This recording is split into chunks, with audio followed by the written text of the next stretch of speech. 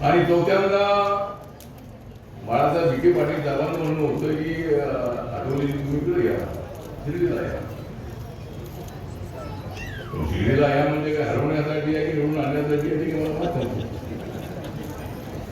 बाळासाहेबांना असं होतं की त्यांना नगर ही जागा द्या, राष्ट्रवादीच्या कोट्यातली नगर जागा ही बाळासाहेब विखे पाटील द्या आणि त्यांची जागा ही कोपरगावची जी आता शिर्डीची आहे ती जागा आठवली ना त्या म्हणून तिथे पवार साहेबांना अनेक वेळेला भेटली होती. राष्ट्रवादीने सांगितलं की आम्ही आमची जागा सोडणार नाही. आणि माझं तिकीट अचानक शेवटी एक दिवस अगोदर जाहीर करण्यात आलं आणि उभा राहिलो. पण त्या ठिकाणी माझ्यासोबत सगळे होते. पण माझ्याबद्दल असा विचार करण्यात आला की आठवडी निवडून आले तर मी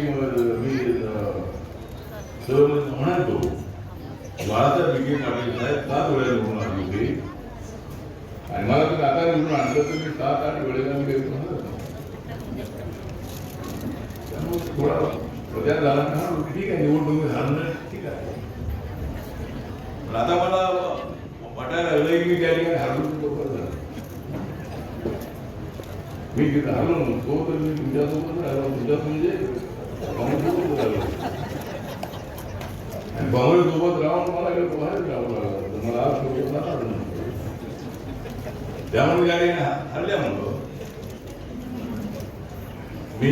शिवसेना भाजपसोबत गेलो 2012च्या विधान आपल्या BMCच्या निवडणुकीमध्ये.